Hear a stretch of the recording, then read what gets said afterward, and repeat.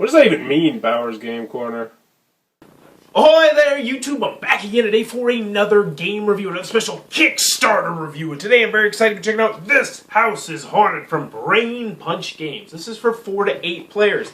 Ages, I'd say about 13, 14 and up, and it's going to take you about an hour to play. And in This House is Haunted, you're going to be doing something completely different. You are going to be turning off the light, grabbing your flashlights, and exploring your house. Physically exploring your house, trying not to get possessed by demons. Sound intriguing? Let's open it up and see how it works.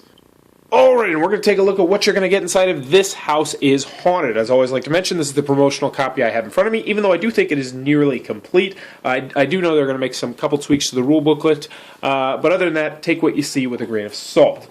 Now, normally in this, it's a very straightforward process when I show you how the game is played. However, this is not a very straightforward game, so I'm going to be kind of jumping from here and there. Normally, I'd go over the components right now, but first and foremost, we're going to tell you exactly what you're going to be doing in this game.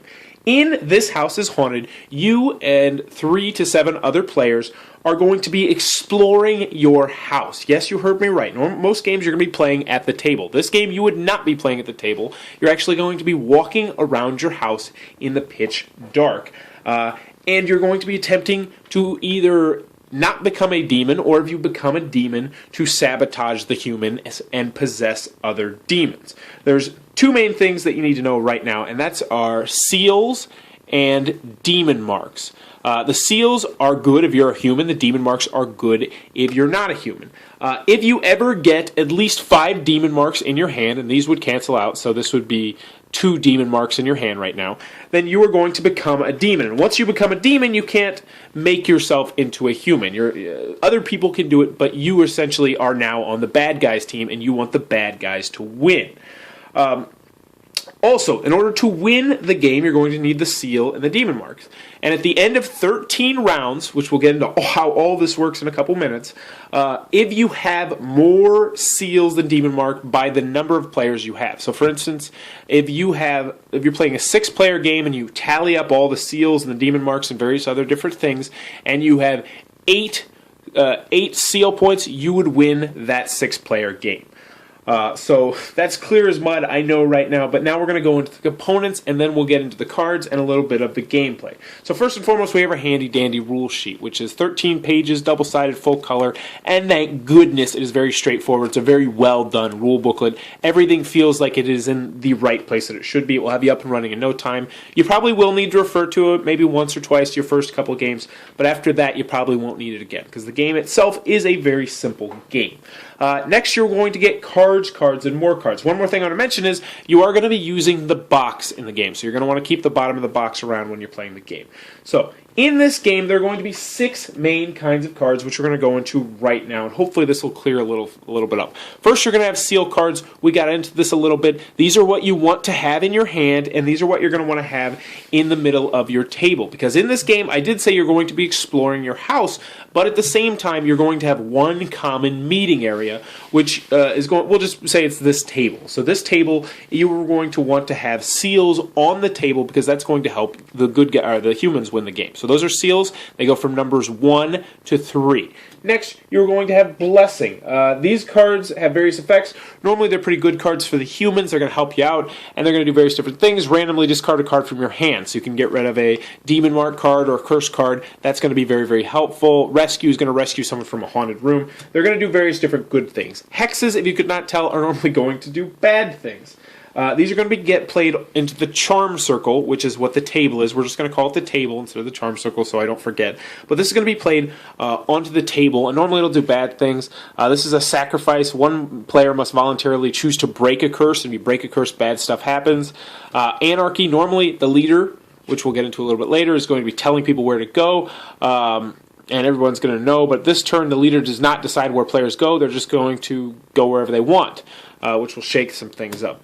These next cards are called haunting cards. These are some of my favorite cards in the game, and you're going to go to various different rooms, and as I mentioned, you're going to draw a card in those rooms. If you draw one of these cards, you're going to be stuck in that room until something happens with the card. So for instance, let's look at this Maddening Fear card. You may growl, scream, or roar, but you may not speak. If you fail to scare the player, they are trapped as well. If you scare the player, the haunting card is broken. So essentially, the next time someone comes into your room, you have to scare that person by any means necessary, except for talking.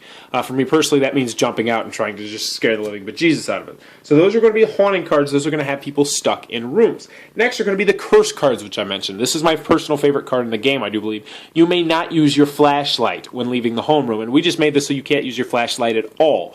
And all the house, optimally when you're playing this game, all the lights in the entire house should be out. In my house, when we do this, it's nearly pitch dark, so not having a flashlight is actually a little bit dangerous, but really, really scary. This is the zombie walk. So you're essentially going to have to be walking like a zombie the entire time. Always lost. So normally, when the leader tells you where to go, you go there, but this one, you're going to go wherever the heck you want. But as you can see, if you fail, bad things are going to happen. So you have to make sure, well, you're going to try and make sure you don't fail. The last cards we're going to talk about are demon mark cards. They go from -1 to -5. And as I mentioned, if you have a -5 in your hand, you become a demon. And at the end of the game, the demon marks are going to impact whether or not the humans or the demons win. So those are the cards you're going to get in the game. There's 6 kinds of cards, as I mentioned. Last but not least, you're going to get a leader card. Thank goodness this is going to get passed around the table because the leader is going to be changing hands every single round. And it's going to tell you what to do. It's very, very helpful. So there you go.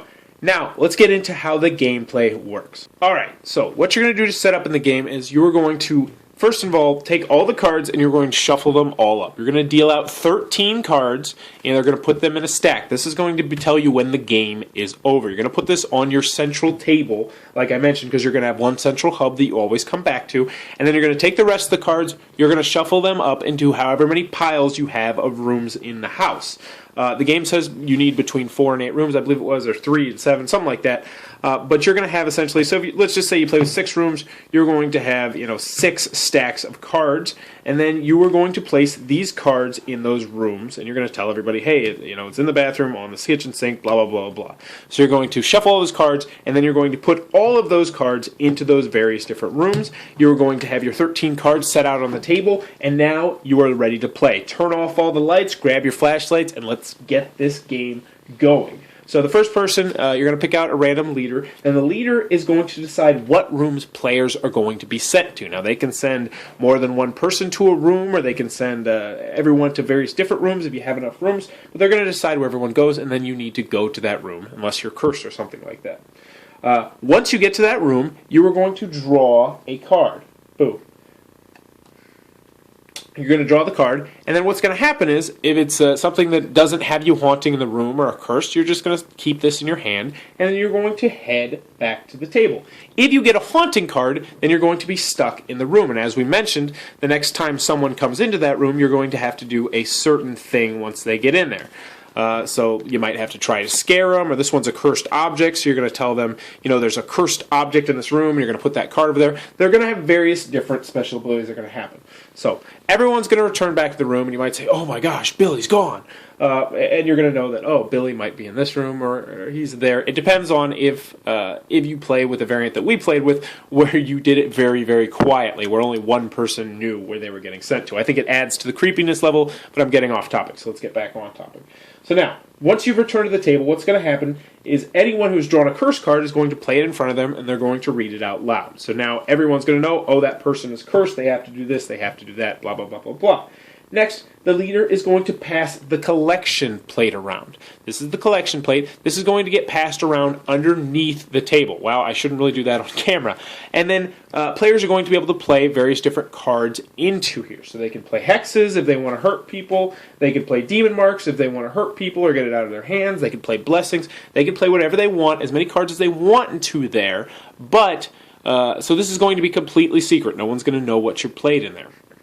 So, after that, what's going to happen is players may request to take a card from the charm circle. So they're going to take all the cards out of the collection plate. They're going to shuffle them up so nobody knows who played it. And they're going to put them all on the table. Now the players are going to go around and they might say, hey, I really need, I'm getting close to being demonized, so I really need to get, that +3 or whatever.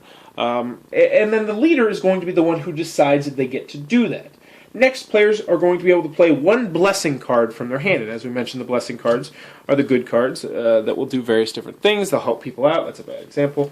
So they might play this prayer card. So randomly discard a card from your hand, and you play that and you say, all right, I just got rid of a -3 demon card. Hooray. So you guys can all know that I'm not a demon.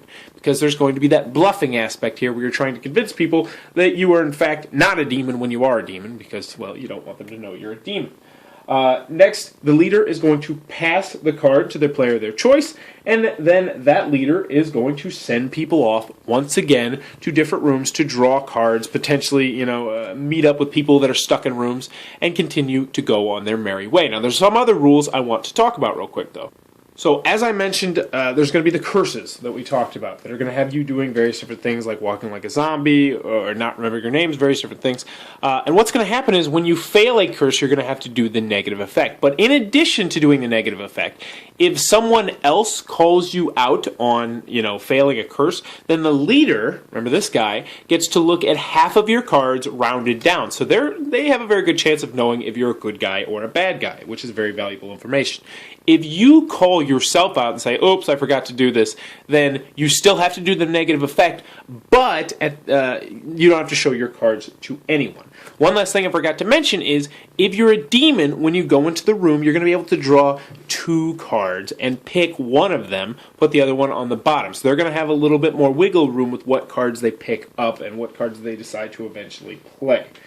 So we're going to do that for 13 rounds. You're going to have the leader sending people off, people getting stuck in rooms, people getting cursed, all that various different stuff. At the end of the 13th turn, you're going to count up all the seal points and all the demon mark points in the charm circle, as I mentioned. Now, you want that number to be great. You want that number to be at least the number of players that you have. So if you have 6 players, you're going to want to get 6 positive points if you are the good guys. One last thing to mention is for every curse that goes unbroken, so for instance, if you're still doing the zombie walk, then your team is going to get +1 point, which really can swing the game. And likewise, the other team, if they do that, is going to get a point. But that, in a nutshell, a very loose, crazy nutshell, is how this House is Haunted is played. Alrighty then, this house is haunted from Brain Punch Games. What are my final thoughts? Let's go over the pros, let's go over the cons. First, on the con side, the game is not going to be for everybody. In fact, this game is not going to be for a lot of people. This is an incredibly out there game, and I want to stress that this isn't less. Well, it's a game, definitely it is a game, but I would consider this an experience game. When I'm talking about our games, this pops to mind like Twilight Imperium 3rd Edition, where it's an experience. When it's Werewolf, where it's an experience. Games that are just different, and this game is definitely different, and that's not going to be for everybody. Not every gaming group is going to like this. Also, 4 to 8 players, so you're going to need a bigger gaming group, even though I do believe there's expansion that's going to go up to 12, which is great, so 4 to 12 players. I will say, though, 4 players, 5 players, okay. 6 players, yeah, getting pretty good. 7 and 8 players, that's where this game, in my opinion, really hits its sweet spot. I would not really recommend this if you know you're going to primarily play it with 4 players, unless it's just to try it out, because it is something completely different. Another con I had with the game is I wish there was a little bit more variety, particularly in the haunting cards. Those are my favorite cards in the entire game. I like the curse cards, but I like the haunting cards better, because you have just people stuck in these rooms, and they have to do various different things, and I wish there was more different things that took place in the haunting cards. And that might be coming with the expansion that's also part of the Kickstarter. Another thing that's a con, that's a little bit of an odd con, is I think that the first time you play this is always going to be your best time because you're not going to know all the surprises here. This kind of seems a little bit like, a movie to me, where the first time you watch it, for most movies, is going to be your best experience with this game. Now, multiple plays of this game are still going to be fun. It's still going to be a great experience. You're still going to love watching people's, reactions and stuff when playing this game. But I think your first time is always going to be your best time with this game. And for you people who get a game and then you immediately just look at all the cards and read everything, don't do that. You will spoil some surprise and some very awesome stuff. Alright, that seems like a lot of cons. It seems like I don't like this game. Let me assure you, I love this game. And why do I love this game? Because it is an experience. 2 of my top 20 games of all time are Twilight Imperium and werewolf because I love things that are different and out there and pushing boundaries and stretching what we consider to be a game. This definitely does that. The gameplay itself is good. The game is difficult, which is one thing I like. Demons, I feel like they have a better chance at winning, partially because there's a -5 demon card. And if you draw a -5 demon card your first time, you're just like, whoa, yeah, I'm demons. Let's do this. But that's one thing that I loved about this game was that you might be switching teams pretty constantly. It might happen every couple rounds, especially if people know that you're a demon. There's like this balancing act where if you're a demon, you want to put these negative point cards into the circle, but at the same time, you have to keep holding enough in your hand so that you're still a demon, because if someone plays a card on you and you have to discard some of these, then you could become a good guy. And if you become a good guy, you're like, oh, crud, I put bad guy cards into the middle. But getting back on track, what I like about the game, I like the artwork.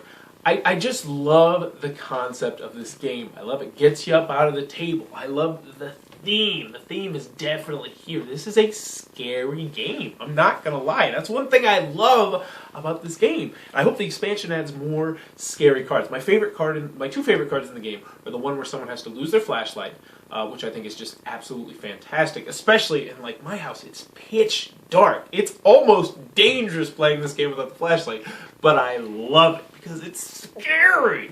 Especially when someone doesn't have their flashlight on and somebody else has the card, which is my other favorite card, where they have to try and scare that person as soon as they come into the room, so they're like by themselves just creeping through there. I'm beaming. I love this game. I absolutely cannot recommend this game if you want to try a new gaming experience. It's a lot of fun. This is a fantastic experience. Let me get this right. It's a good game.